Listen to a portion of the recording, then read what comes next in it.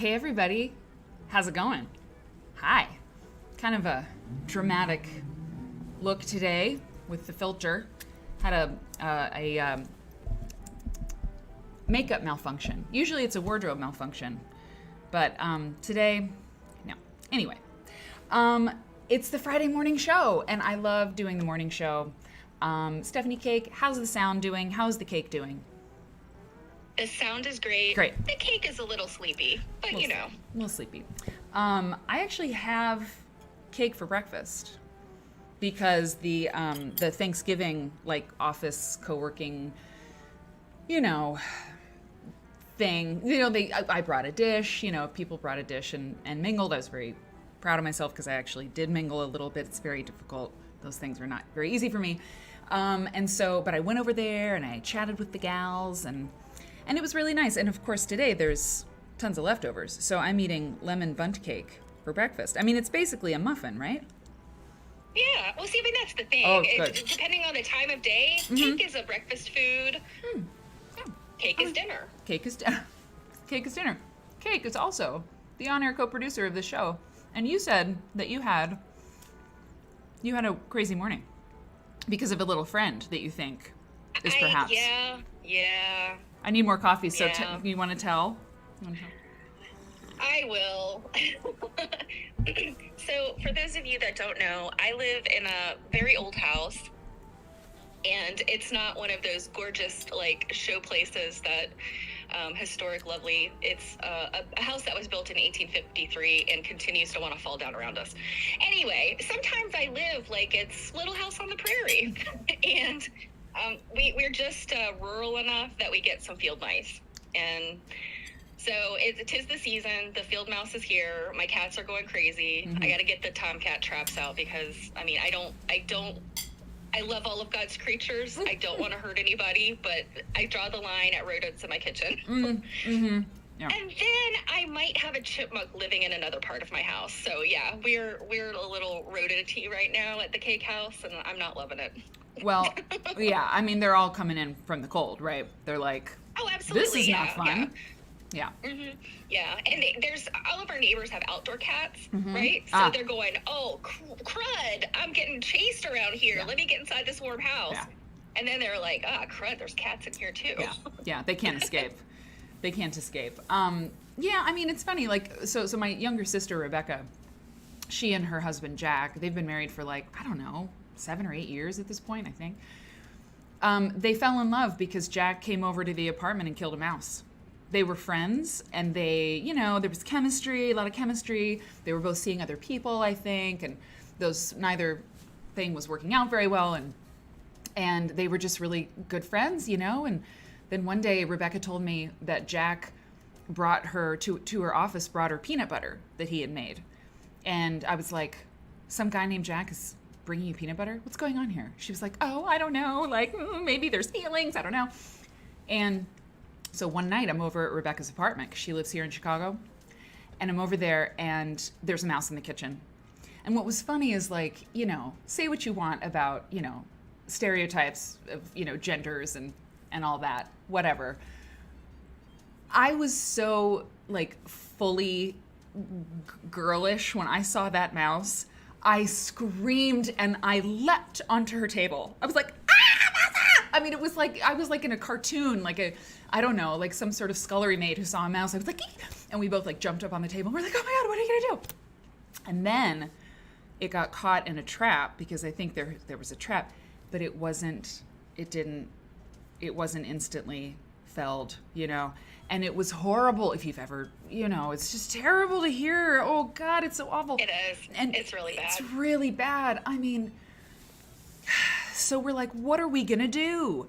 And this says what you need to know about the fellow that Rebecca was seeing previously to her amazing husband, Jack. She's like, I can't call, let's call him Jim. She's like, I can't call Jim. He's not like that. He's not going to come over. He's not going to help me. I'm like, we got to have somebody to help. I'm not getting under there. I'm not going to pull that mouse out. And she's like, why don't I call Jack? And I was like, yes, call Jack. And she was like, Jack, can you come over and get this mouse? He was like, give me 5 minutes. He was right over there. and he got down on his stomach and got underneath the stove or whatever it was. He got that mouse, he put it in a bag, he took it out back, hit it with a brick. And that was kind of it. I mean, he was like, he killed the mouse, man. He was the guy. He came over, he took care of the problem, damsels in distress. And I mean, it was already well underway that they were like, Twitter pated and all that. But he killed that mouse, and that sealed the deal. Sealed the deal. You have to love a man who's just waiting for a rodent to kill to seal the deal with his beloved. I know. It's like, if only I could do some sort of act of chivalry. If only there was a dying animal, I could. Yeah, exactly. It's great. It's a great story. In fact, church bells. Church bells. So, hey, M. Sue John, you subscribed at tier 2. You've been subscribed for 14 months. I really appreciate you. You subscribed before there was even a subscription program to this show. And that's really great. It means that you wanted to and still support the show. And all the subscribers, I can't even tell you, we've been doing this like a year and 3 months. The growth, the community, the growth of the community, and just all of the things. Like there's so many, we've done something really cool here, and I love it so much. The Quilt Nerd Project is like, I don't know how I lived without it, And there's so many projects we want to do, and there's always things that are like sort of floating around. But when you look back at what we have done, it's pretty awesome. And I was thinking about other projects that I've worked on, and I've always had like I've been worked for a company or worked for another entity. I've been a freelancer my whole life, but I've always worked with a group of people, in a company. And it started out, just me. And essentially, it's like, it's a small business, or like it's a startup or something. You could argue that. But it's been really interesting to learn all the things I've learned about, about being an entrepreneur and doing it on your own, except I don't do it on my own anymore. Stephanie, Susanna, and Robin, otherwise known as Biscuit, all help me so much, and you all help me too. And every subscription makes a difference. And I mean, to the moon, May. Let's do it. So I appreciate you. So good morning to Kay. I just refreshed my stream, so I think it's got to catch up. But to anybody watching over on YouTube or Facebook land, I'm glad you're here. The party's at Twitch, we like to say. So if you want to subscribe, this is the platform where you do that. And you can use all the fun little emotes, and you can be entered in giveaways if you subscribe. And you don't have to watch ads. And I don't know how it works on YouTube and Facebook. I don't know if you watch Twitch ads and Facebook ads. Somehow I think not. But when you watch on Twitch and you subscribe at any level, you can skip all that. Ooh, I hate ads. Ooh, I hate them. I hate them. So rude. How rude. So come over here. It's not scary. I promise. Come on in. The water's fine. So I've got some announcements about schedules. I'll do one really quick, and then we'll talk about the gorgeous quilt behind me. I can't forget to do the other announcements, though, because there's very important things coming up and things that have happened. Things have happened. Hey, Auntie Sin, Wolf Creek. Who doesn't, Wolf Creek? Who doesn't? Let's see. So, okay, I'm small. Help, I'm small. And here we go with this. Okay, this is important. So next week is Thanksgiving week. And let me hide the chat real quick. So today is today, November 18th. We have a morning show. It's terrific. And then on the 27th, so next Sunday, we do the Sunday Social. And the Sunday Social is a perk for Tier 2 and Tier 3 subscribers. There's just 3 tiers that you can at which you can subscribe. And I'm going to be in Winterset, so with my mom. So she's going to join for that special Sunday Social, and we might be sewing in her studio. We might just be chatting with you. Maybe it's an Ask Me Anything, or an AMA, Ask Me Anything, or AMA, Ask Mom Anything.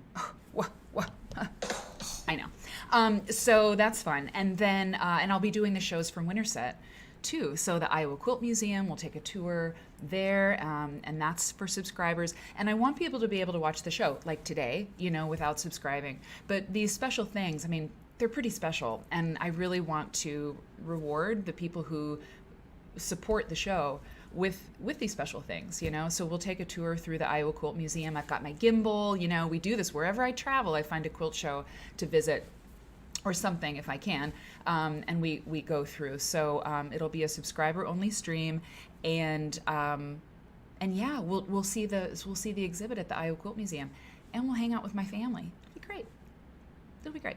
I don't know if my younger sister, the mouse damsel in distress lady, will be on the stream, but I know my mom will join at some point. And then on December 10th, Quilt Nerd subscribers on parade. If you are working on something and you are a subscriber to the show, you can have your project featured on the show. We've done this, I don't know, I think it'll be the 4th or 5th time we've done Quilt Nerd on Parade. And you send me your stuff. There's a form to fill out. Steph, can you put the link to the forum in there? Thank you. So you fill out the form, you attach some pictures, definitely follow the directions, and there's a deadline that is on the form. It's very easy. It's a fun form to fill in. And then I'll feature your quilt on the show or anything that you're working on. We love it. It's really fun. So that's another reason to subscribe. Okay, so let's do this. Let's go and look at this quilt. So this one, I haven't done like a traditional quilt in a while, and I mean a traditional. I don't like this term. I haven't done a quilt from 1893 in a while. Let's see, does it say? Yeah, 53. Oh, 1853. Yeah, wow. The Republic was but 73 years old at that time. Incredible. So, Wolf Creek, by the way, it's good to see you. And I think you used to come around, and now you're back. I'm glad you're here. It's great. And if you're talking seasoned French fries, I mean, you're speaking my language. So this quilt I found at the Sotheby's website. Sotheby's, too rich for my blood, but they have some pretty great quilts. A lot of them are, there's not that many that they have on their website, but there's a number of them, and they've got two things going for them. One is that I think they actually price quilts at what they should be. I mean, at least a little bit. This quilt is sold. It went for $30,000 to $50,000, somewhere in there. I mean, it should be worth more, but at least it's not like $600 or something like that. And we're going to look at it more closely right now. But they also have really nice images. Like this is like a 2500 by 2500 DPI, which I so appreciate for the show because, people always worry about copyright, and it's certainly something to be concerned with. But like for people looking on the internet and like getting inspiration for quilts, I mean, if you tried to publish, this picture or publish, that would be wrong. Okay, you would need permission. But for internet use and like quilters looking at stuff, it's so great to have those higher resolutions. And so Sotheby's quilts, and they're just great. A lot of them are so amazing. They have high resolution, which is really nice for the show. So, and it's just nice because you're looking at the quilt and you can see the detail, which who doesn't want to see that? So look at this industry. Cool. And I really like the lettering, this like stencil lettering. I don't think I've seen that so much, right? That seems sort of unusual. I love this sun, this sort of sun/crown. The eagle looks fearsome, of course. Industry, very interesting. And it says, "Liberty dwells, there is my country." What? Liberty dwells. No, there is my country. Yes. Liberty dwells, there is my country. Well, we're going to read where liberty dwells. Whoops. There's another word down there. Missed it. Where liberty dwells, there is my country. And then it's signed, or it's, inscribed, Phelps, 1853. Here it's 88 by 90, 223 by 228 centimeters. The vines and it's just, it's so beautiful. And we'll analyze the quilting a little bit too. But these vines, have we ever seen a quilt with vines and little berries or, you know, sprigs that we didn't like? I don't think so. I suspect that this was red at one time, right? I suspect that was red. But it wouldn't be turkey red now, would it? Mm-mm. That's what I do. I invented Post-its. That's right, because turkey red was the first color fast red. Not named for the turkey. Oh my God, for Thanksgiving, we ought to do a bunch of turkey red quilts. We'll do just a whole bunch. I mean, I was like, what quilts could possibly have to do with Thanksgiving, really? Are there turkeys on quilts? Would there be a pictorial quilt with a turkey on it? And all along, turkey red. We'll look at some really great turkey red quilts next week. Anyway, yeah. And these things. Has anybody ever put a vine border? Have you ever done a vine, this applique vine thing? Have you done it, Steph? I actually, not that intricate, but I have done like a curvy like stem all the way around, and then like just sort of little, you know, basic leaf shapes. Yeah. And yeah, it's a little time consuming, but there are some modern tricks that make it a lot easier than what these quilt makers probably endured. Mm-hmm. Yeah. Like what? Like some tool, a tool that you can curl around? Well, for the stem, and I think they probably did this on Baltimore album quilts, but you basically like cut a bias strip, and then you fold it in half, and you stitch it down, you know, and it'll curve, and then you fold it, you know, so you're basically, you haven't created bias tape, you've just created like a half fold thing. Yeah. That's and you could get it like really narrow, but it's time consuming. Yeah. Payoff is worth it, but yeah, you got to commit. You know what, Sherlock, I saw your question, and I wondered the same thing too. There's just one sprig that's this brown color.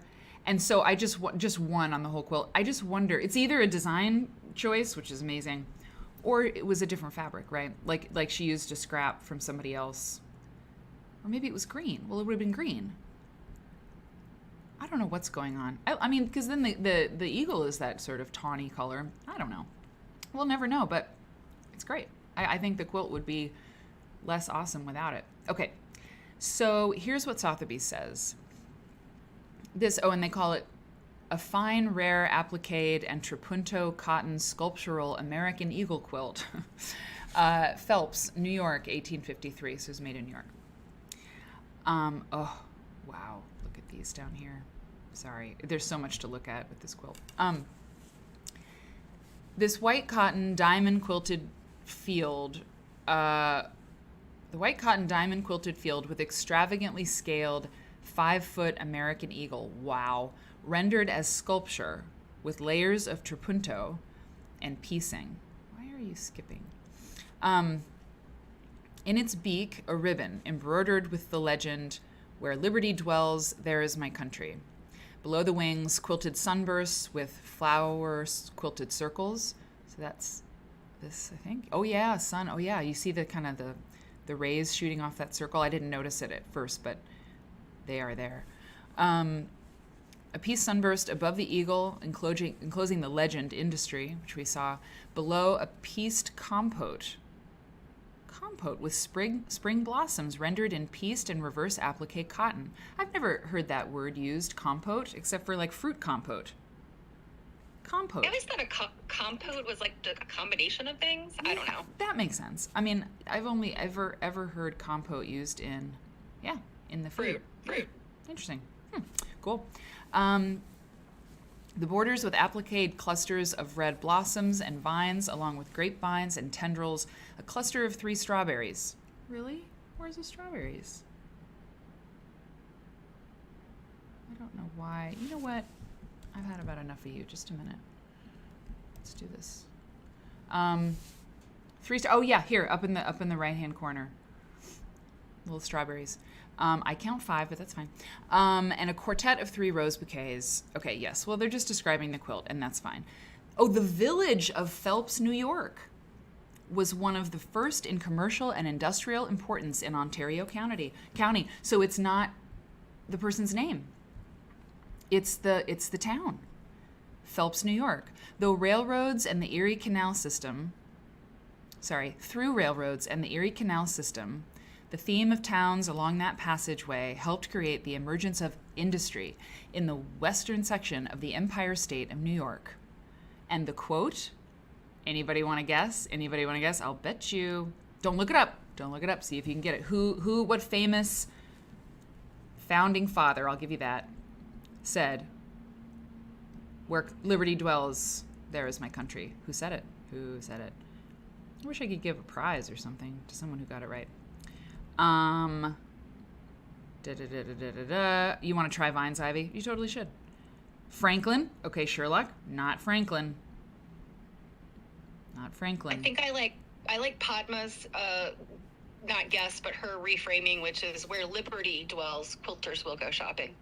Oh, that's, you know what? If there ever was a time for that, it's that. That's good. That was really good.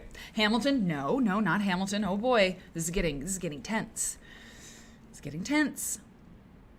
Can I guess? Yeah. Is it? And I can't. I totally missed the date, but could it be Jefferson? Nope. We're calling the roll. Somebody. Who else? Who else we got? Who else? Anyone?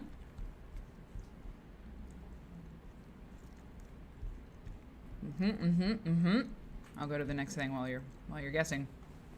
It starts with either a W or a B. Well, wait, no. Well, last name. Wait a minute, Franklin, Sherlock. Oh my God. You're right. It's Benjamin Franklin. It's Benjamin Franklin, but I had in my mind Benjamin Franklin. And so when you said Franklin, I was like, nope. I was looking for the whole name and I was like, nope, not Franklin. It's Benjamin Franklin. It's Benjamin Franklin. That's what I do. I invented Post-its. Good job. Yeah, you did a good job. Sorry about that. Okay, so just a little tidbit. No.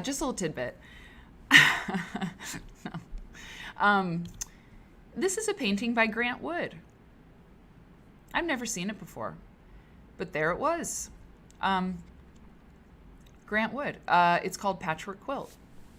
And here's what we know about it. And Grant Wood.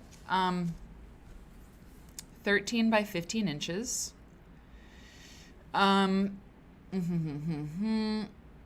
three paintings in the sale, this is from Sotheby's, sorry. I found it when I was looking at Sotheby's. Okay, they talk about the provenance. And Grant Wood gave it to the person who sold it to Sotheby's was J.G. Sigmund from Solon, Iowa, Solon.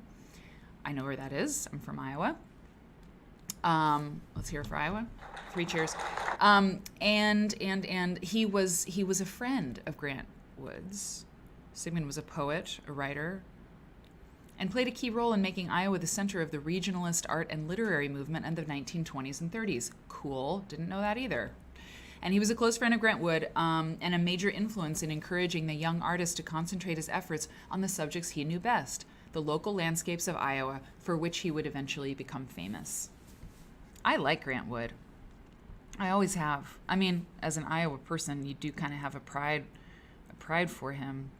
But that's great. I like this very much. And this quilt I've seen this design. I don't know that it's not cathedral window. I know it's got kind of that thing kind of going on with it a little bit, that sort of concentric thing. But I don't know what this is called. I've seen it before.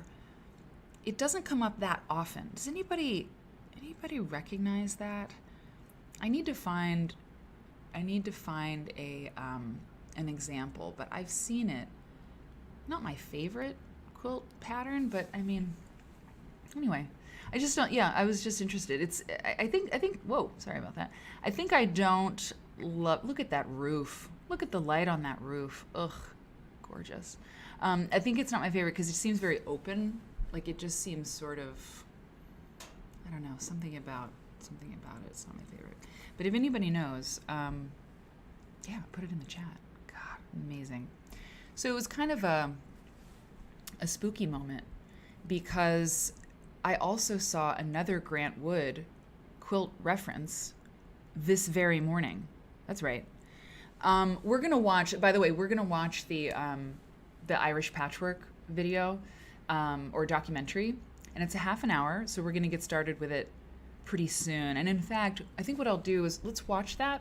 And then this segment that I've been wanting to do for a while from this book, America's Pictorial Quilts. And we have an Abe Books affiliate link for it. Most every book we talk about on this show is out of print. And but you can find most of them very cheap. And we like Abe Books, and we're affiliates, so we get a few shekels when you buy it through our link. Yeah, so you should do that. It's a good book, and I mean, if nothing else, get it for the family picture on the back. I mean, goals, fashion goals. I'm telling you, I love her hair. I love her suit. I love his hair. I love his sweater. Let's just go with that. I love his sweater. I love the dickie that he's surely wearing. Sorry. And the kids, look at that sweater. They're styling. And there's that Mary Poppins thing. Anyway, interesting people. Haunted pram. Yeah, it's a haunted pram. So anyway, but I jumped here because this is one of the quilts in the book. So it's like, wow, Grant Wood quilt, and then I find that painting by Grant Wood. I don't know. It's weird. Stuff like that happens. I'm not saying it's like a mystical thing, but there are strange coincidences sometimes putting this show together. A lot of times the strange coincidences we don't even we find on the show, you know, like I don't realize it until someone else does. Anyway, Grant Wood, pretty good. I'd say pretty good. There's not a year on this, weirdly. But it's by Dawn Rappold, 21 by 27 inches. Not very big. An interpretation of Grant Wood's American Gothic. Yeah. The faces are pretty great.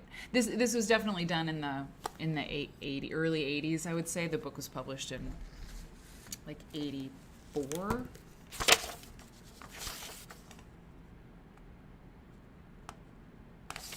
Hang on. Hold on. Is my husband out there? You better be. Well, gee whiz. I can't find it. I don't know. It's in the 80s. It's an 80s book. Anyway. So yeah, so we'll get back to that if we feel like that's what we want to do. But we're gonna watch this video first, because when we watch a documentary, it takes a little bit of time because we chat about it and we do our thing. So it doesn't just take half an hour, right? It's a little bit longer. Also, we did this, and I want to announce, I did it on Tuesday night, but I want to announce, and there have been orders. It's been very exciting that there have been orders for the book plates, The Time. The time has come for, finally, the Quilt Nerd book plates. It's very exciting. They're really, really fun. I've been putting them in all my books, and I gave away some at the Kansas City Modern Quilt Guild show last week. These are they, and I made some for the threadless shop, but they're like stickers, like full-on like glossy stickers, and the big ones are like $6.25. These, oh no, they are much, much cheaper, and much cheaper than a lot of book plates, by the way, that I've seen online. Look at the pandas. I want some, says one panda. Same, says the other. This is what they look like. Live demo. Oh, look at that. It's so fun. It's really fun to put them in there. And I don't know, like my friend Sophie doesn't like, or no, she loves writing in books, like little, pencil notes and things. And I used to be very anti-marking in books. But then I decided, within reason, it's kind of cool, because it's like a map of somebody's experience reading the book. And book plates have been a thing for a very long time, ex libris or whatever. And in my Freedom Quilting Bee book, there's like 3 different owners that had it before I did. So then I put my Quilt Nerd approved sticker in there, and it's part of the story. But surely I cannot afford these beautiful book plates, says Scone. Yes, you can. Here's the pricing. So you have to order 5. And you can only order 20 for now because I have a limited supply until I order more. 5 for $5, so they're like $1 a piece. If you have 1,000 books, it's a lot of money. But I don't think you have 1,000. Stephanie might be there. I might be there. But yeah, but it's really fun. And I mean, I doubt people will get them for every book, but don't hesitate if you feel like that. But it's I don't know, it's fun. It's kind of a memento for the show. And the more you buy, the more you save. So how do you order them? Oh, I have a slide for that. But how do I pay? Well, check this out. We're using Cash App. Cash App is, I think I was really behind the times on Cash App. I'm old. I was using Venmo. Oh, imagine. So we have a Quilt Nerd Cash App, and it's Quilt Nerd. So use the app. It's great. Cash App's great. I'm totally a convert. And Word and Bird Nerd, I know you've been using Cash App, and you used it. I mean, and I was like, well, if Word and Bird Nerd's using Cash App, then I'm using it, So you just send the amount of money that you are, one of these amounts of money, and I'll know how many to send you. But you have to send your email address to us if we don't have it already, and we have a lot of people's email addresses, but send it to quiltnerdshow at Gmail. Okay, Stephanie, can you pop in the? Oh no, Marianne has to go. Anyway, yeah, order some book plates. It's super fun. It's a nice little token thing. And we have A-Whale, A.K. Renee. I want to make sure I'm pronouncing your name right or giving you the correct, shout out. So let me know what Awale. I mean, it might be Awale. AKA. I think it's probably AAA Whale, also known as Renee. Okay, AAA Whale. I don't know, because if it's like a name that I've never seen before, Awale is kind of a beautiful name, I have to say. So maybe you should go with it. But okay. So Mary Bywater Cross was supposed to present a talk about Grant Wood and his paintings and quilts associated at AQSG, but she had to cancel due to getting COVID. She may have info you would find interesting. That's right. There were a couple people couldn't go. And I've never met Mary Bywater Cross, but we published an article by her in Quilt Folk some years ago. She's very cool, and I would have liked to meet her. I'm sorry that she was not able to be there. That's not cool. Okay. So, but thank you, Renee. That's great. And Caitlin, Marginalia is interesting. Yeah, you're into it. Hey, M. Hicks. So, yep. Auntie Sen. Let's watch this. Let's check out this Irish patchwork video. I mean, I played just a tidbit of it on the Tuesday night show, but we're going to start at the beginning for people who weren't there. I'm going to keep the chat. Oh, I've got snow. Stephanie, I programmed snow to fall sometimes. I didn't think it would work, but it did. You see snow? Isn't that nice? Yeah, snow's been falling on you the whole time. Oh, the whole time? Yeah. Oh. I think. Yeah. Huh. Well, I didn't know that. It's an overlay, right? It's an overlay. Okay. Interesting. Yeah. Well, so I think it's going to do it until you turn it off. I think it is also. Okay. Let me, Well, we certainly won't have a copyright problem if there's snow falling on the documentary. We won't anyway. It's transformative content. Nobody freak out. It's interesting. I don't have an overlay in my source list. Well, now it's stopped. No, it hasn't stopped. Oh, I see. Shit. I don't know what to do. Oh, I do know what to do. Okay, I'm going to start playing the thing, and I'm going to work on the snow. I think I know what to do. I have to do it in the Streamlabs on the web, I think. So many of the nerds are experiencing snow right now. So I think somebody, and I think Darlene in upstate New York, I'm sorry, I can't remember, has 10 feet of snow right now. So, okay. It's all relative. Interesting. If you hover over the right-hand side of the screen, the right-hand side, but which screen? That's the thing. Is that, see, I was looking at my Streamlabs thing. I didn't look at the Twitch live stream, so interesting. Well, I think I know what to do. So let's get this rolling, literally, and I'll work on it. Okay, it's so festive. Didn't know it was snowing the whole time. Okay, all right. So this is Irish Patchwork, and it's from. It is from. I don't know that they have a year on this, but I will look right now. Old Irish Craftwork. So that's the name of the channel. Please go like and subscribe to that channel. Anytime you watch a video that you like, please give it a thumbs up, whether it's my video, somebody else's video. And if I show a video on the show, please go to that channel, I mean, if you want to, and hit the subscribe button. You know, it really helps. The algorithm, people want people to watch their videos, and it's really helpful. So this video is for educational purposes and the intended preservation of historical craftsmanship of Ireland. Hands was an Irish television documentary series, broadcast by RTE between 1978 and 1989, covering traditional Irish crafts. And interesting. Here's information. Someone has put in the comments information on the series. I'll pop that in the chat. There's that. And great. Okay, here we go.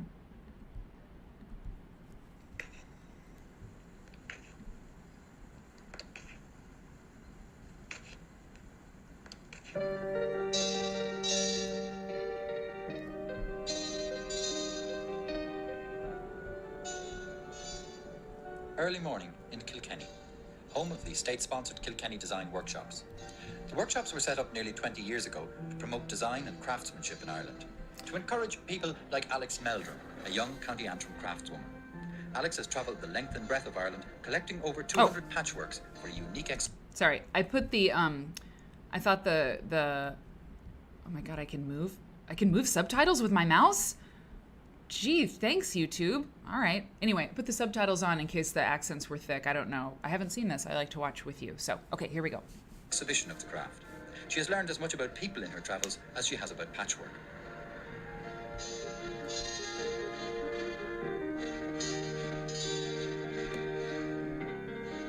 During the 16th and 17th centuries, it's thought that a type of appliqué patchwork was practiced in Ireland. It wasn't until the 18th century that patchwork as we know it today was introduced from England by the upper classes. It was quickly taken up by rich and poor alike. Primarily a craft of thrift, it encouraged resourcefulness. It was a combination of this resourcefulness, imagination, and great needlework skills that produced these exciting and original patchwork designs. The snow's gonna stay, probably. Patchwork from the more well-to-do nice. homes was generally made from discarded garments. Costly glazed chintzes, silks, satins, taffetas, and rich velours. In poorer homes, women tended to buy the material they needed because their clothes were never discarded until they were threadbare. The magic in patchwork is that either cast-off or cheaply bought materials were used to create something rich, new, and unique. The making of a patchwork was a big undertaking, and behind each of these patchworks is an intimate, personal story. This woman, I love her. Isn't this really beautiful? Mm-hmm. And it's hard to believe that it was made over 100 years ago, and every stitch sewn by hand. In fact, it was made by a young girl called Margaret Egan. She was only 14 at the time, and she made it at her home in County Roscommon. Her father didn't even know she was making it. He didn't allow her to make it because she had asked him could she make it at night using the oil lamp. And he said to her, no, there's not enough oil because you've got to do your homework and after that you've got to go to bed. So in the privacy of her own bedroom, Margaret made this patchwork. It took her a year to make, and all the fabrics she bought from a local dressmaker or from the mill. She bought penny bags of scraps. This is why all the reds are different colours, because she didn't buy them all at the same time. In fact, you can see here darker reds and lighter reds. Patchwork was largely practiced throughout the 19th century, although a few examples do exist from the late 18th century. Today, the craft of patchwork is enjoying an amazing revival, not only in Ireland, but indeed all over the world. And I think we should look back and see just how our ancestors came to create this tradition. Wooden Bridge, County Wicklow, in the beautiful Vale of Avoca. Home of Mrs. Lorna Johnston and her Wow. husband, Scott. We can catch a glimpse of the past through their hands, which carry on the traditional skills. Mrs. Johnston makes a mosaic patchwork. The 4 essentials of good patchwork are plan, pattern, precision, and patience. The pattern is made up of hexagons. So with my metal template, I cut out from cardboard a number of cardboard templates. Ah, It is important in patchwork not to mix your materials. All cotton or all velvet look at that. or all silk. oh, look at that horse fabric. That's really great. Has anybody been making quilts long enough, or have you experimented with, templates? I know the hexes are. You need if you're doing the paper piecing, English paper piecing, you're going to use the little papers. But has anybody else? We've looked at a few of my mom's old templates on the show from time to time. Anybody done that where you, like from Ruby McKim's book, you drafted or traced around the patterns and cut the pieces like this woman's cutting them? Anybody? I'm just wondering. I'm wondering about that. Yeah. Okay. Silk. Cotton is the easiest, and that's why I planned my quilt in cotton. Having cut several cardboards, you then cut some of your material.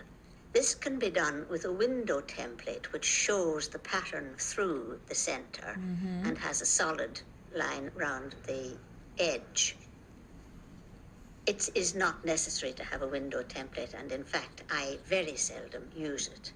I prefer just to put my metal template in the center of the cloth and cut about 1/4 of an inch or even more around each side.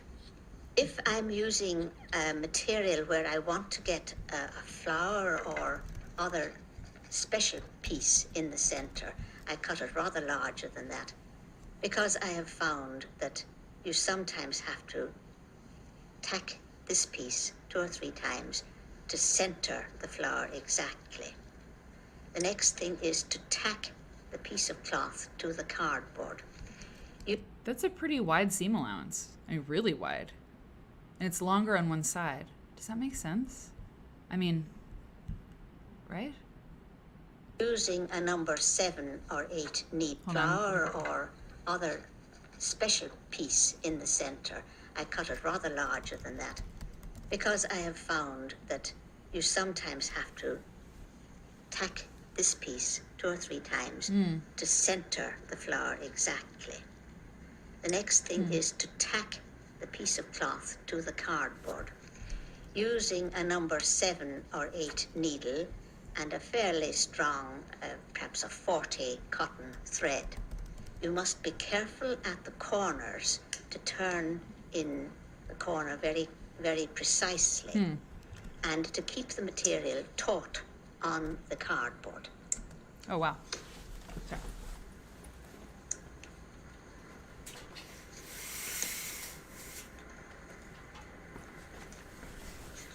As each piece of material is tacked to its cardboard hexagon, it must be pressed back and front. Press again when the hexagons are stitched together. To make the diamond that I used for the quilt, I take the center hexagon and stitch the 6 surrounding ones to it. It's wise first to put these on a flat surface and arrange them in the order in which you want to stitch them. For instance, the templates where the little horses are galloping round all have to be placed so that the horses are going in a merry-go-round. Oh.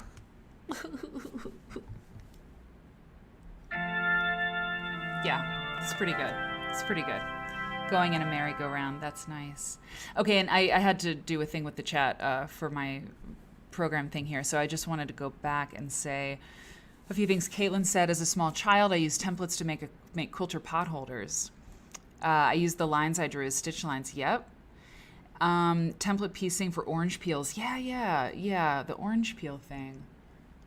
You'd really, you don't want to, if there's a special ruler for cutting those orange peel things, if it's a small shape, that's not that's not efficient. It's, to use a rotary cutter to go around a really tight, like, orange peel piece, that I wouldn't want to do that.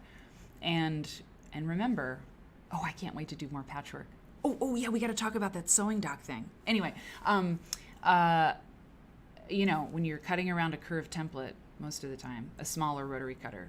Is that a rule you stick by? You usually use the smaller rotary cutter when you're going around a curved template. Is that a thing? I was told that. I don't use modern templates a whole lot. Yeah. If I have to cut something out, I usually will either use freezer paper or just draw it and then cut it with scissors. Yeah, right on. Yep. With cotton material, you can use cotton thread. For the patching, a fine thread. Interesting. Either a Quilts' Dreamer Hey, Mama. or a number 60 cotton. With a very fine needle, I like to use number 10. The stitching 10. of the hexagons together is the important part of the patchwork. The stitches should be small and even. They should not go through the cardboard, but through the material only. It gives me great satisfaction to see a nicely stitched edge. Yes. 16 stitches to the inch is what is recommended. Hey, Marianne. Hey, Mama Llama. Having stitched the 6 templates to the center one, it is then possible to take out the cardboard from the center one. Just nip the thread and pull it out, and the cardboard will fall out of itself. Then you can stitch up the sides of the surrounding templates. The 2 end pieces are then put in to form the diamond. So, there's not too many ways to do this, but does her method differ a lot from anybody else's? It's kind of like you're sewing hexagons together for, what about you, Cake, and anybody? Does it differ much? Not really. The only thing that they did in antiquity that I do not do now is to sew through the papers, because you don't have to do that. Right. You can just tack the corners and it works. But this is what they've done, I guess, since English paper piecing was invented. It really hasn't changed. Yeah. It's kind of like, if it ain't broke, or if there's, it's just kind of, I hate to say it is what it is, but it is what it is. But wait a second. So Sherlock's saying, waiting to do the sides. I'm fascinated. Mama Llama, why get up? Why get up? I picture you. I have no idea what you look like. I have no idea how old you are. I have no idea. But I just picture you, like, laying in bed with, like, your iPad propped up on your body, like Eric likes to do when he's watching things in bed, and just watching Quilt Nerd. I love it. I'm gonna keep that in my mind. Don't ruin my vision of you. I love it. Joyous Fibers. Hey, Joyous Fibers. I don't sew through the paper. Yep, and I leave them in till the end. Yep. Okay. You wait to rip out. Yeah, I think I do too whenever I'm paper piecing. And somebody's got a content director. I think it's Padma. Did you wanted? Yeah, I think it is Padma. You wanted English paper piecing. Well, you see what I did there? We'll talk about some more, but this is, what content could I find better to talk about English paper piecing than this wonderful documentary from Ireland? Okay, so we're having, you're the same age as me, Mama Llama. Then the iPad thing is what's happening. I have no doubt. So Sherlock, wait, you wait to do the centers and then take out the center. Is that a thing? Have I been doing it wrong all along? Okay, great, Padma. Self-taught, so I have no idea. Interesting.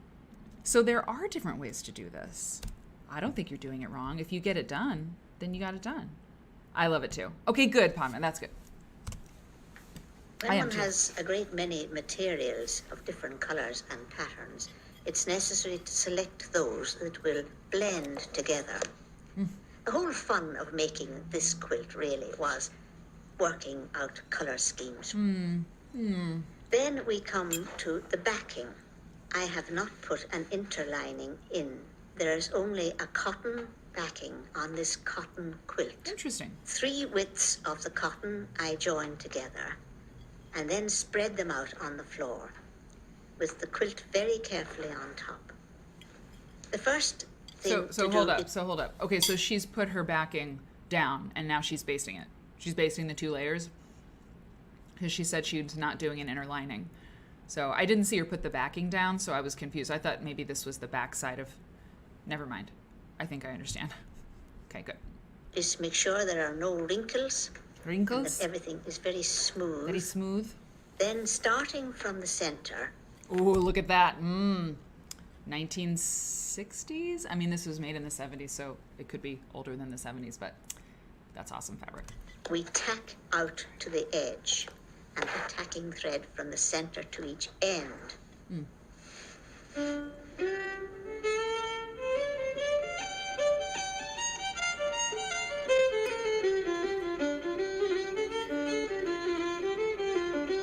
Oh, nice.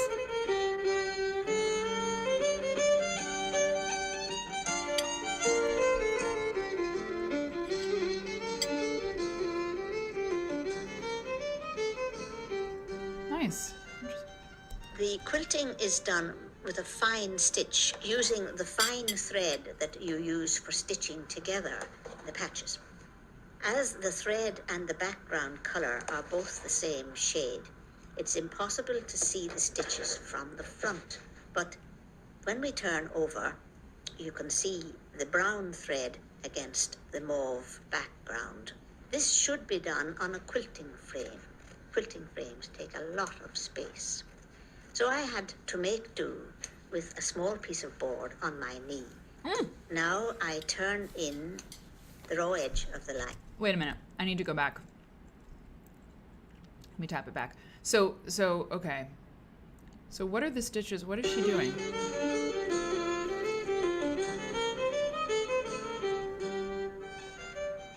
The quilting is done with a fine stitch using the fine thread that you use for stitching together. Okay, I understand. I thought she was doing more patchwork. Got it. Okay. The patches.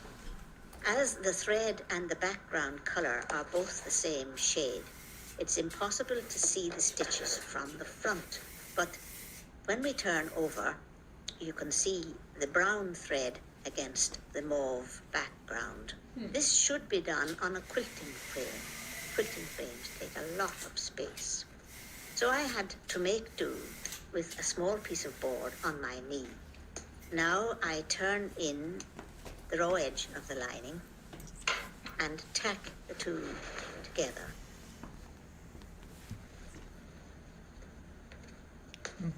Then I will top sew lining and patch right around the edge of the quilt. I have not Oops, sorry. been in a hurry. This quilt has taken some years. It is already promised to a daughter, and I hope will become a family heirloom. Now we'll open it out and have a look at it. It's really the colors of the land, right? Earthy. Hold it up a bit, Scott.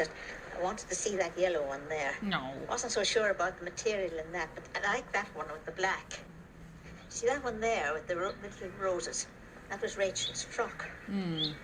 Oh. And then we've got frocks It was Rachel's frock. Yeah, Rachel's frock. from all the girls. Which one do you like best? Well, there are so many, I find it very difficult to make a choice. There's one there with white flowers on it and red running across it. I rather like that one.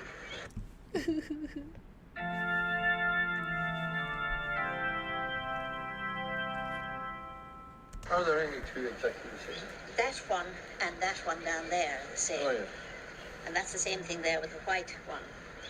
The same, only different. A little bit different. I tried to vary them as much as I could. And that other yellow one, which I like. Yellow is a good colour for patchwork. It shows up well. But the best fun of all, of course, is the stripe. The different things you can make with stripes. And small patterns. Do you see that green stripe there? It was going out like spokes of a wheel. There's another one, a roundely there. That green one.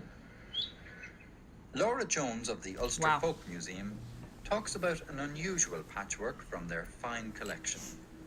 This is a fascinating quilt.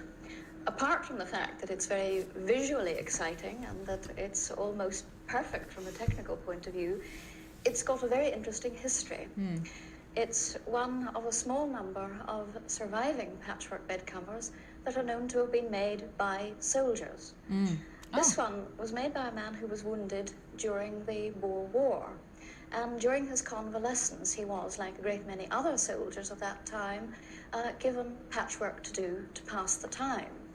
Now, we know about this. I don't think we've ever done a whole segment on it, but the intarsia stuff, we've seen a few of those quilts, but I've never seen one quite like this. Yeah. They used military uniforms as their raw materials. And I think there's something of military precision in the style as well. And not just in the style. For instance, if we look at the wrong side of the bed cover, interesting. you can see that it's been made without the use of templates. Wow. From tiny squares of material, Wow. each one just about an inch square. And the running stick. Hang on.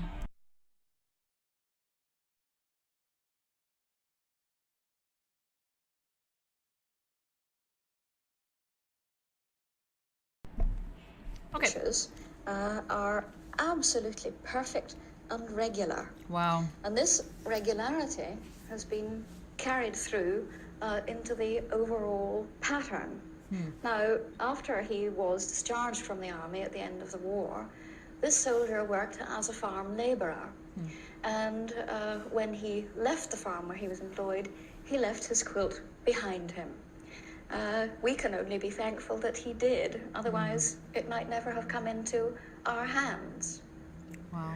This quilt really shows one of the most common arrangements of the log cabin pattern that there is. You can see here how each of these big cross shapes are in fact made up of 4 much smaller blocks. Now, on 2 sides you've got light material, and on the other 2 sides you've got dark material. And in some cases a different colour in the square in the middle. Now, on these 3 blocks you can see that they've got different colours in the middle. But in this one, they've used the same material that they've used for the light-coloured sides. I didn't notice that at first. Look at that. Huh. Oh, okay, I gotta tell you, in Kansas City, I did 2 lectures. The Quilts in Fine Art lecture on Friday morning, but on Thursday night, I did the myth lecture, Myths in the American Quilt Story. And one of the myths that I talk about, or the legends, is the planned mistake. Like the myth of the planned mistake. And I do a whole thing about what the word myth means and what it actually it's a whole thing. So don't get upset if you think that it's, definitely true. And I know there's somebody watching. Who absolutely holds fast to the, the presence, the existence of the planned mistake. But in case you don't know what I'm talking about, it's, the myth of the planned mistake, or the planned mistake, is the idea that that Amish women and Mennonite women, or quilt makers in particular, put a mistake into their quilt. Like, for example, taking a look at the Sunshine and Shadow, that piece that she just pointed out. All of the centers of the log cabin blocks, 3 of the centers of the log cabin blocks in that larger block are red, and then 1 is clearly the same color as the logs in the lighter contrast part. And the idea is that they sewed, they would do that on purpose, like sew a mistake into their quilt somewhere, because only God is perfect. And, it would be egotistical, or it would be prideful to have, some perfect quilt, right? And I heard something new. So usually I say, from what I talked to Janneke Smucker about, I emailed with her, and she said we don't really have a lot of evidence that this is a thing. It's just kind of a, urban legend or a quilter legend. For one thing, that I tend to say is that we don't have that evidence, or, there's just not compelling evidence for it. But also, you don't have to try to put a mistake into your quilt. Like that's going to happen. You don't have to try. But then this, and it's kind of prideful to say that your quilt would be perfect unless you really tried. It's like, where will I put my mistake today? I don't know. It's perfect otherwise. But this woman said, she came up to me and she's like, my grandmother was Mennonite. I think she said her grandmother. She said, if you plan it, it's not a mistake. I was like, whoa, that's pretty good. If you plan it, it's not a mistake. You gotta admit. It's a good point. Okay. Certain people, nonconformists in particular, Right, Palma? there was a belief that you should always make a deliberate mistake in your work because there you nobody go. could make anything perfect except the Almighty. So whilst there's no evidence to show that this was the case in this instance, I jumped the gun, sorry. it's a factor that we have to take into account when looking at it. I love that.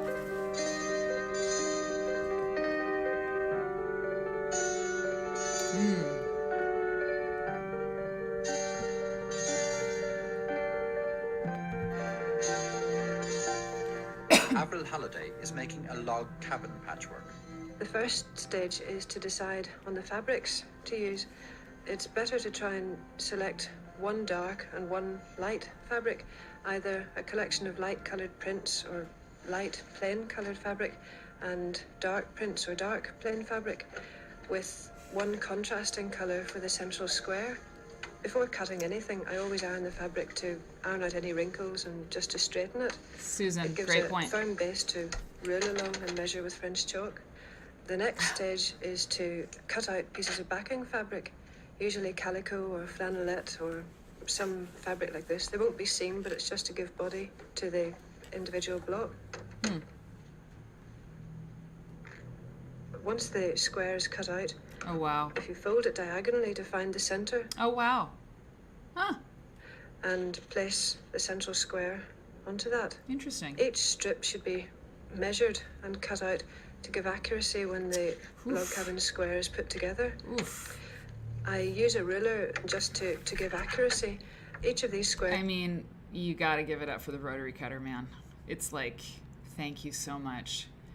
Cause I mean, just slicing through the fabric to get your logs, you know, and you just get like 4, depending on how many stacks, how many times you layer your fabric. I mean, wow, you just get so many more so quickly with the ruler and the drawing. Oh God, oh, there's so many logs. There's so many logs. Oh.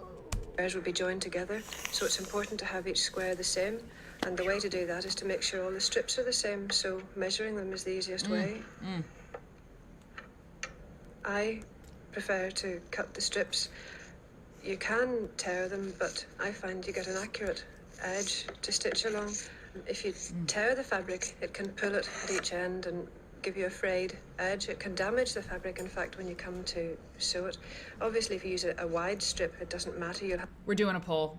Do you tear fabric or not? We're doing a poll. I'm setting it up right now. have a wee bit of edging, but in narrower strips, Yeah. this could damage the fabric Gonna and damage happen. the strips before you've sewn them down.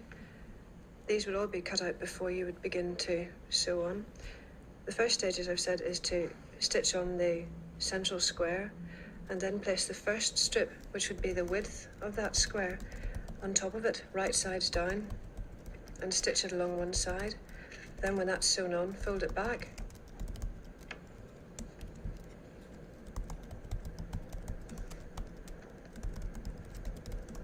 Okay. The poll is going live. You will have 5 minutes. Tearing fabric, sacrilege or totally fine? There's just 2 options. Let's do this. It'll be at the top of the chat. Okay. There you go.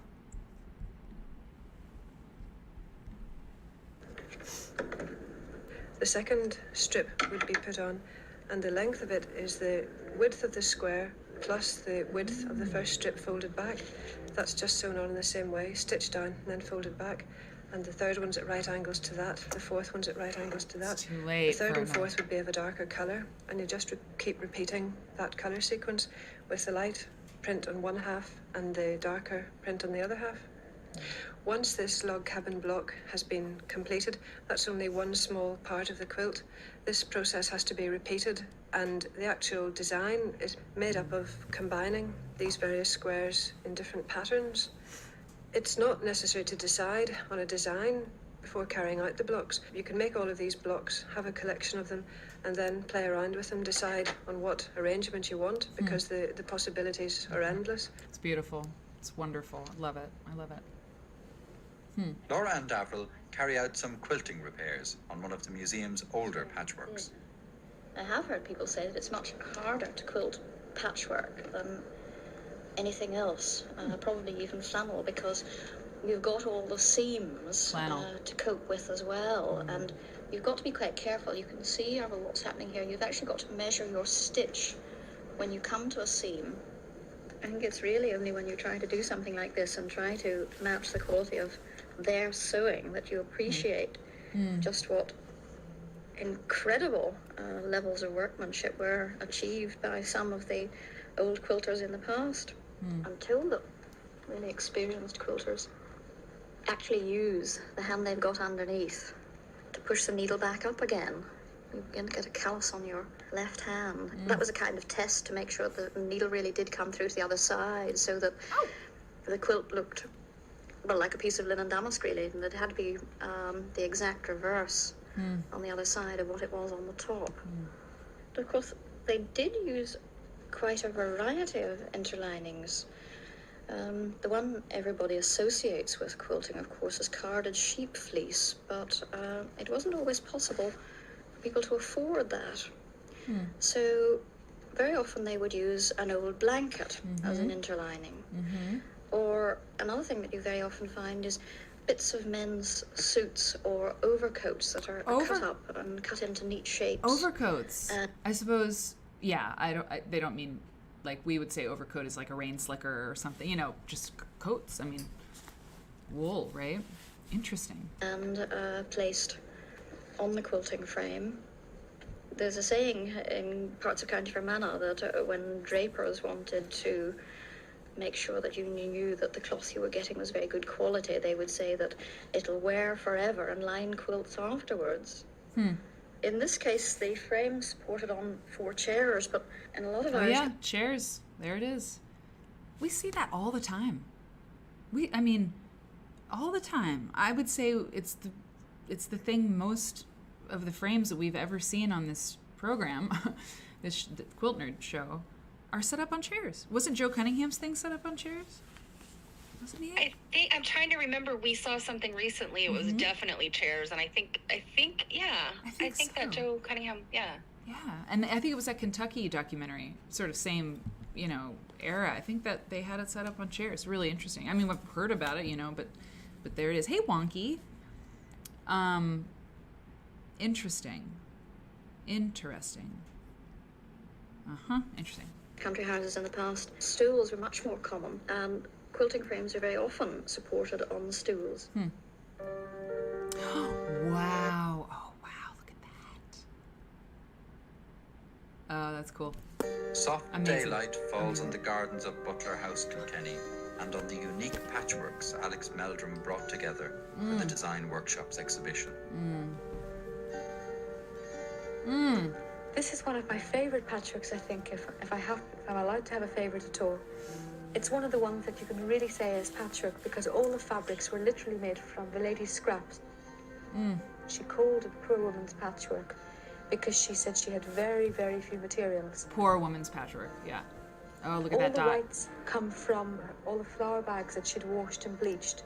And in fact, to get a little bit of variety, you know, extra colours into the patchwork, she dyed some of them. And in some cases here she's got green and a rust colour and a beige colour. Wow. Hey, Angelina. She herself was a fantastic needlewoman. Oh, okay. You can just see how the quilt was constructed and the neatness of her stitches. Huh. So is that a potholder quilt then? Like she did each block and then, yeah, potholder, okay. This patchwork, in contrast to the cottons and linens of the other patchwork, I'll get a link. has got very, very rich fabrics. Most of these are silks and satins.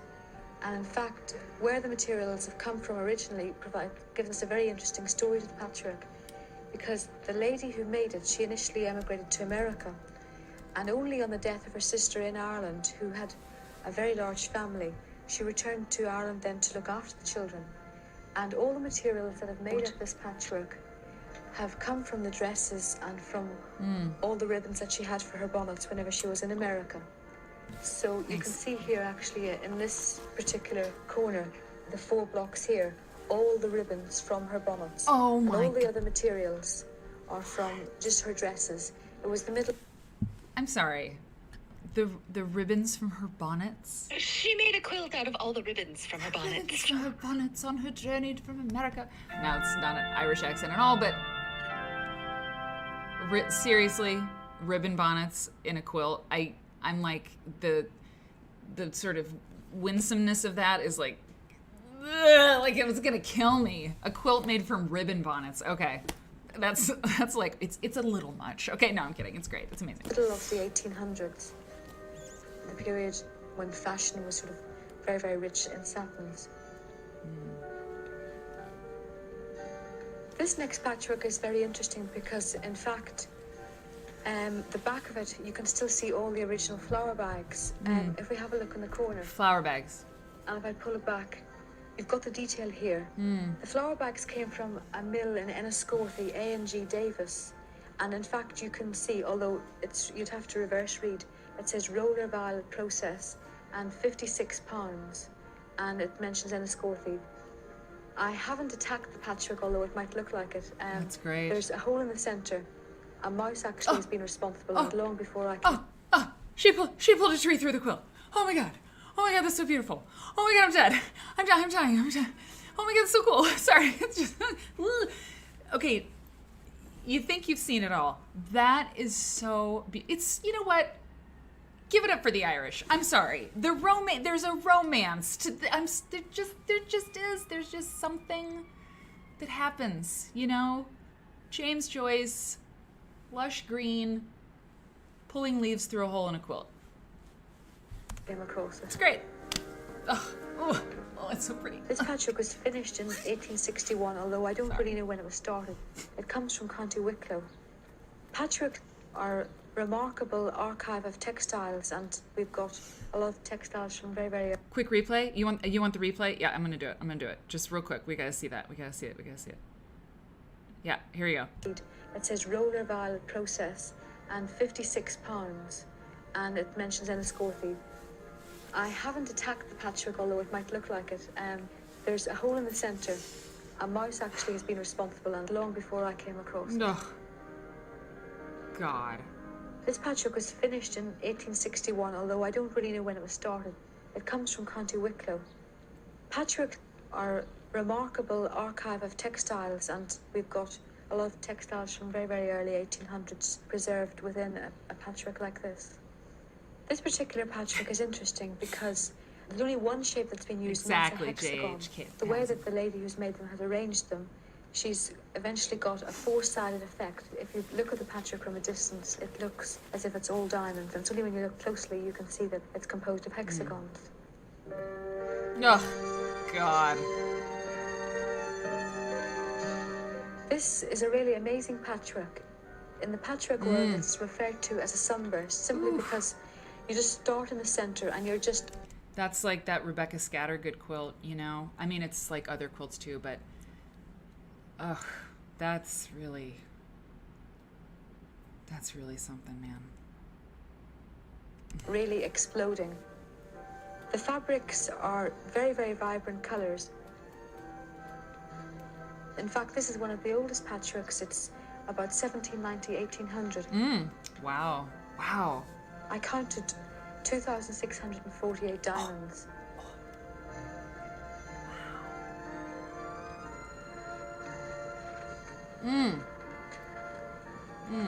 This particular patchwork is one of the few examples actually that we've got of quilting, really decorative quilting on the patchworks. And in fact, this also has got an interlining. Most of the patchworks here, the Irish patchworks, they've only got a patchwork top and a backing.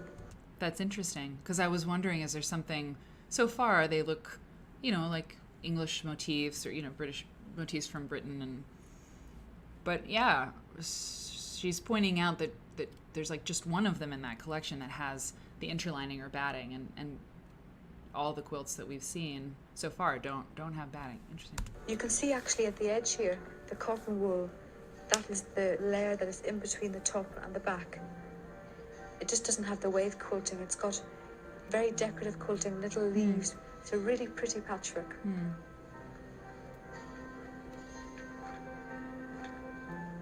This one at the corner here, this was made and finished in 1821. It's amazing actually how well preserved it is, and it's just beautifully made. The needlework is just fantastic because there's great details of applique and embroidery, and it's lovely to see that the little birds have got the worms in their beaks, and the carnations are really, really prettily, and the lovely basket of flowers in the centre. Wow. It's more embroidery and applique than it actually is patchwork. And there's a lovely butterfly up here. I've only just seen that for the first time now. Kind of like a palampour, right? And 1821, that's pretty old. But that frame, medallion, palampour, kind of chintz-ish thing. The next patchwork is really, really ornate piece. In fact, I think that this must be one of the finest patchworks that we have in the collection. Not only is it the very, very largest, it must have covered a huge four-poster bed and a stay. But it's got in one corner a very interesting example of clamshell patchwork, which I haven't found any other examples of. You can just see here 4 clamshells, and in fact we've got one in the other corner. It's a very, very difficult type of patchwork to make. Wow. But all throughout the quilt we've got By the way, the sort of not skipping, but that's the video, not my internet or anything. Lots of embroidery, lots of applique. But there's also mosaic work as well. We've got hexagonal shapes there, and we've got diamond shapes. Interesting. And in the centre there's a pheasant. This sort of dates it without even anything else, early 19th century. Am I allowed to have another favourite? Because I think this surely must be one of the most striking in the collection. The lady who made this patchwork was the daughter of a lady called Abigail Tuke in the late 19th century. She lived in Avoca in County Wicklow. In fact, Castle Macadam, it was made on a farm that still exists today. And I think that her choice of colours and just the overall design of the patchwork is really, really remarkable. You would hardly think that this was patchwork at all, but the colours sort of blend so nicely together. Very subtle. And in the centre, there's very, very delicate applique work. We've got arrowheads here. She's slightly cheated in that she hasn't made exact diamonds, but I would hardly call her lazy at all. Each of these patchworks is a vivid tribute to the imagination of its maker. Oh, God. Although they come from the late 18th and 19th centuries, their bold designs must surely inspire another generation to create. Look at that. That one looks sort of Welsh in the back. You know, that black and red. But different. Not, different. But that you see, Steph, there's kind of oh, you got a kitty on your lap. Oh. Steph has a kitty on her lap. Yeah, that kind of, I don't know. Looks like it could be wool or I'm not sure, but yeah. An exciting there was an Irish chain. Interesting. new era in Irish.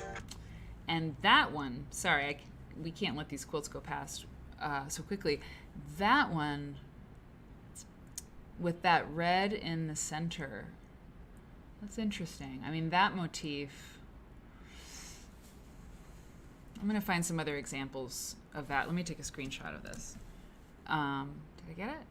Yeah. No, I didn't. Hang on. I got to get it up here. Patchwork. Hey, come back. Okay. See the Irish chain there on the left? Cool. Generation to create an exciting new era. All right. Boom, boom, boom, boom.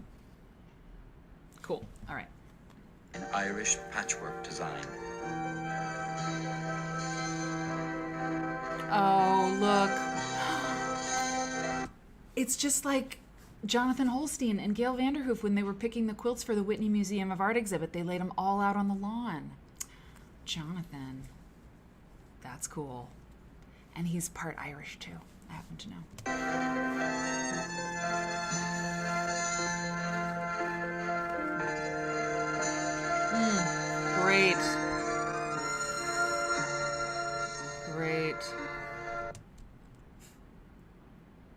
Paddy Glacken played the fiddle. Don't know how to say. Ewan? I don't know, but there's a pipe and whistle. Ewan O'Connor. On the pipes and whistle. Jerry O'Byrne on the guitar.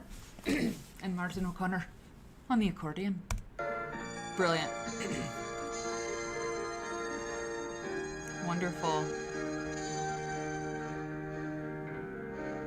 It was great.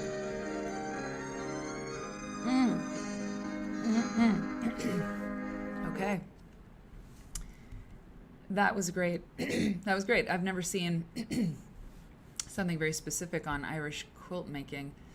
I wonder, let's look at this guy. I wonder if wait a minute. There's an Irish quilt museum that was like opening. I met somebody at Birmingham. Ulster, yeah. Was it the Ulster Museum? Or was it some... Well, okay. So maybe... Hang on. I've got... Oh, that's interesting. I got a card from a lady. Well, there's a patchwork quilt cover at the National Museum of Ireland. That's the first thing that pops up, and it's a mosaic. But I feel like the woman I talked to said that there wasn't much on the website. I mean, she was really... It must be Ulster. Wait, hold on. Ulster Quilt Museum. Yes.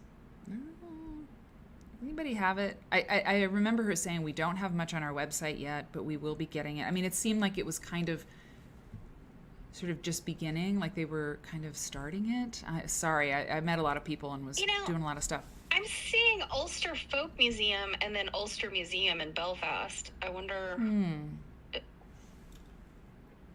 Damn, where do I have those notes? I'll look for it, but it seemed like they were getting something going, and I don't think it was an exhibit, so I'll look for that and report back.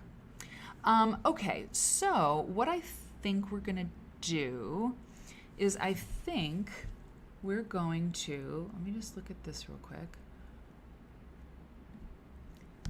I think what we're gonna do is save these pictorial quilts for Saturday night, because that was really great. I don't know if I want to follow it up with anything. I don't think because we got about half an hour.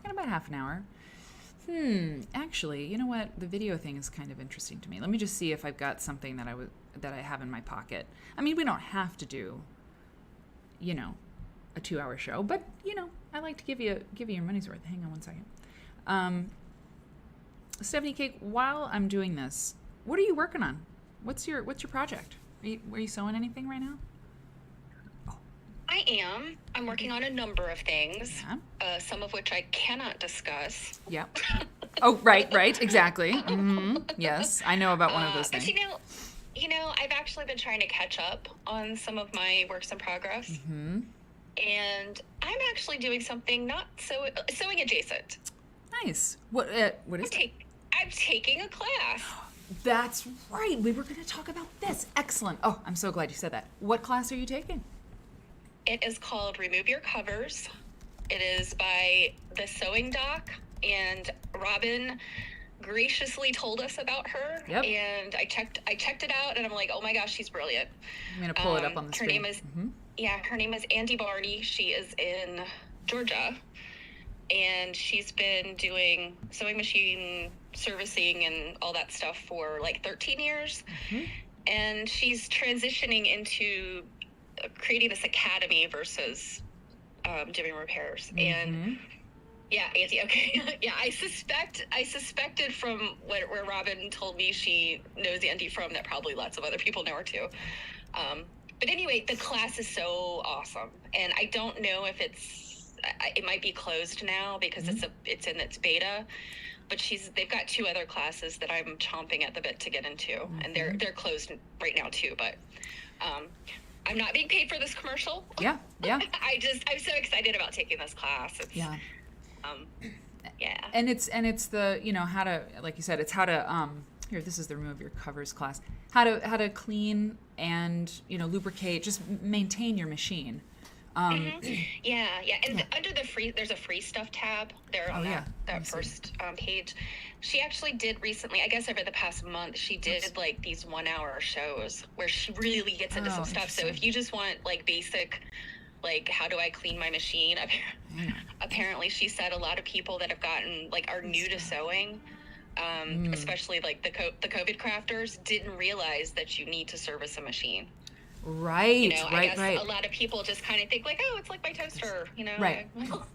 you know, and really, you know, your machine is like a car, especially if, you know, and I know I'm preaching to the choir with people that sew a lot and have the Cadillac machines, but it was really, you know, kind of eye-opening to me. Yeah. To crack open the cover of a machine.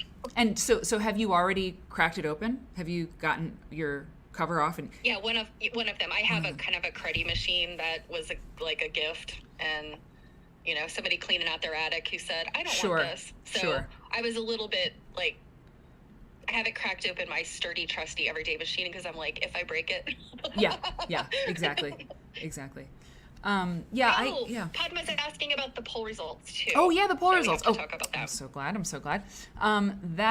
Let me see, view results. Totally fine. 81% of people said it was totally fine to rip fabric, and 19% of you say it's sacrilege.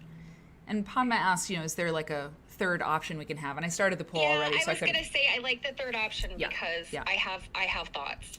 So, okay, so you have the mic while I'm looking for this thing, and I don't know if I can find it, but this is a good discussion to have. And by the way, with the sewing doc, I also purchased the class, and I'm really excited about it, and I was so happy to hear that Steph liked it. And no, we're not being paid to say this. I think Sewing Doc should totally be a sponsor of Quilt Nerd one day. Or maybe we'll sponsor, you know, somebody to take a class or something. Maybe we could do a giveaway. I don't know. But, you know, I need a machine serviced. I need 2 serviced. And it was just so compelling. Her website's great. And she's like, learn to do it yourself, empower yourself. And also, we were talking about, Stephanie, that a lot of the sewing machine repair folks don't have businesses anymore. You can't you know, it's them. the sewing and vacuum centers, and a lot of them are going out of business. Very interesting. Or they're retiring. Yep. So tearing fabric. What's the scoop? So how many of you wish there was a third option? That third option was sometimes it's okay, sometimes it's not. Yeah.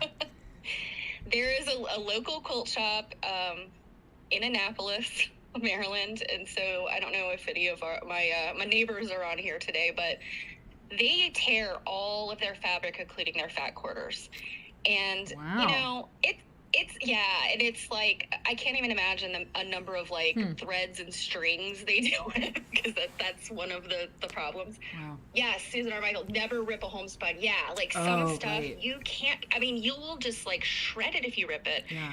And then there's also some fabrics, and I don't know if it has something to do with like the printing process or the strength of the weave. Right. But it almost causes like a run.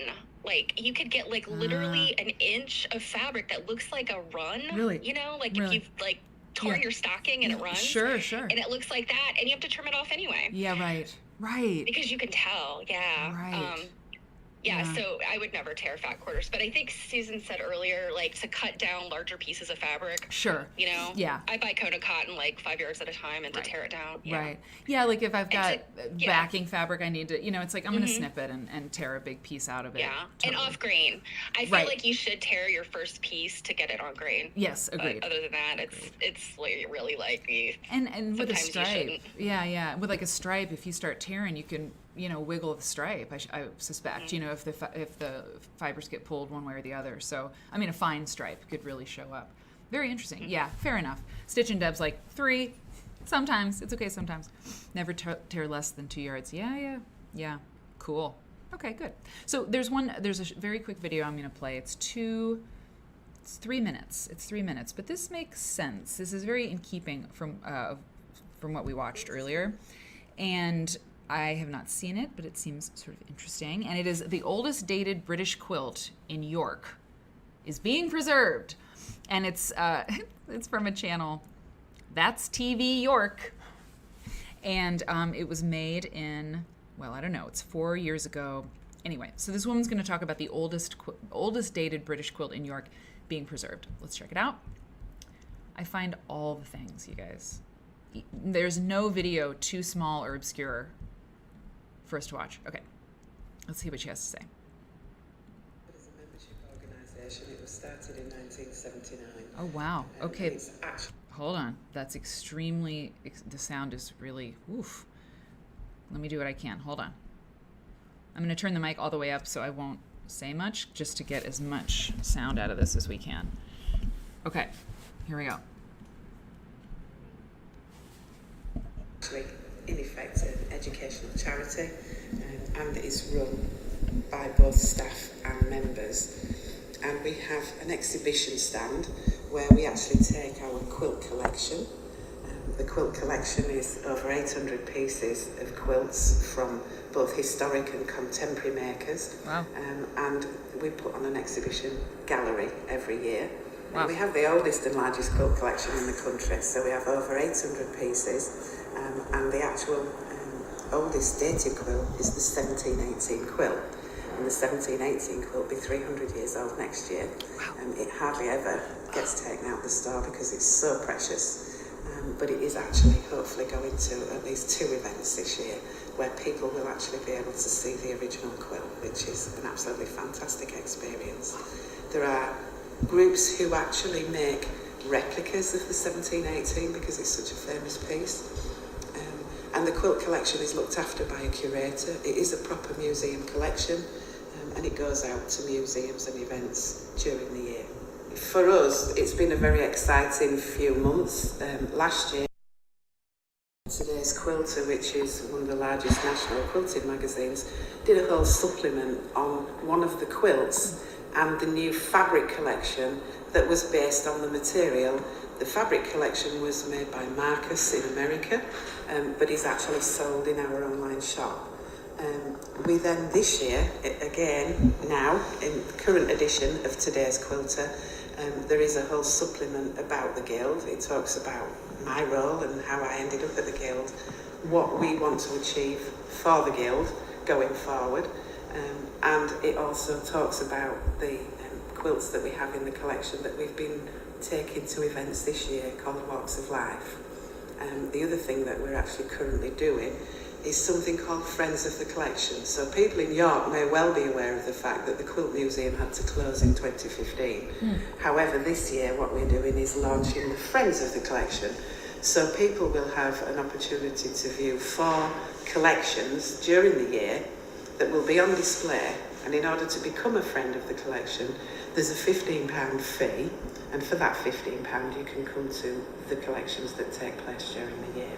We hope that people will be interested in that, and obviously, particularly our local people will want to actually come along and see the quilts. Absolutely fabulous, interesting quilts. It's a really, really big thing at the moment. And the only thing I can give you in comparison, apparently, that, for example, in America, quilting is bigger than golf, and people know how big golf is. It's a multi-pound industry, and for us, it's about our contribution. We actually want to be the leading education for quilting, and obviously involve people in understanding and taking up the sort of educational craft. Oh, okay. Okay, I turned the sound back down. I had to turn it all the way up and hold the microphone at the computer, but I think we got it. Interesting. And that quilt, Steph, do we have an affiliate link for the V&A book? That, you know, that, this one, hang on. The 1718 coverlet book? Hang on, actually. Or is it a different one? I just made one for the 1718 coverlet. Oh, no, this is a different one. This one. Oh, yeah, we do have that one. Because that quilt, thank you for making that other one. That quilt is in here, in this, oh yeah, green screen, not happy. Yeah, it's right here. Wow. It's also not going to be happy. Do I have? Well, if you have this book, it's on page 40. And it's, I mean, holy cow. It's absolutely gorgeous. And it's on the facing page is one of my favorite quilts of all time. I know I say that a lot, but I mean it. The one that was made in 1726. I mean, unreal. Okay, y'all, that is the show. I am going to, so we put the link for the video that we watched, the Irish patchwork video. We put it in the chat, so it's in there. Also, so we watched the Irish video, and what was I going to do? Oh, yeah, we saw Grant Wood. Saw the Grant Wood painting. We'll look at some pictorial quilts from the 80s on Saturday night. I've got something else really special on Saturday night, so tune in for sure. Tell a friend about Quilt Nerd. It's important. I would appreciate it. It'd be good. And then, what else was I going to say? And then something else. Oh, yeah, book plates. Book plates and, oh, yeah, there's one last thing, one last little announcement. I think I'll probably turn it on. Oh, look at those book plates. Oh, they're just so great. Look how great they are. Oh, look at that. I'll probably turn on the co-working stream. We've been doing this thing, the co-working stream, on the days that I'm working, which is every day. Pretty much every day. Don't think I'll do it on Saturdays because that's just sad. But yeah, it's the same channel, and usually like I get to the office at like 6 a.m., so I turn on the co-working stream by like 8 a.m. And it's just, we work together. It's very chill. It's like if you're into ASMR, sometimes the typing that you can hear that I'm doing is relaxing. Play a little jazz. We're going to play some blues.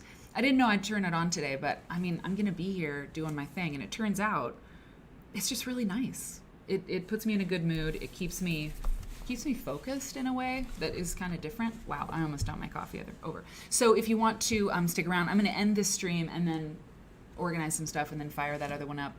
And yeah, we'll just do our thing. It's just kind of I don't know. I think it'll be strange when we don't do it now. So anyway, okay. Thanks everybody. Thank you, Stephanie Cake.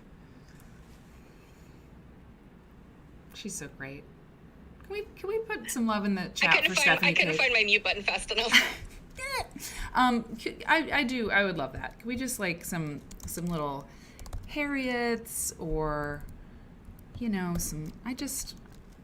you're here every show, man, and it's just great. I just really appreciate you. I really do. And one of these days we'll have like a big marathon session, which we wanted to have, but I think I know where that laptop is, and we'll do some stuff. We will. God bless it. Okay. All right, everybody. Look at that. Okay, I'll see you on the flip side. Work with us if you want to, and I will see you on Saturday night. Okay. Oh, tomorrow night. Okay. Bye.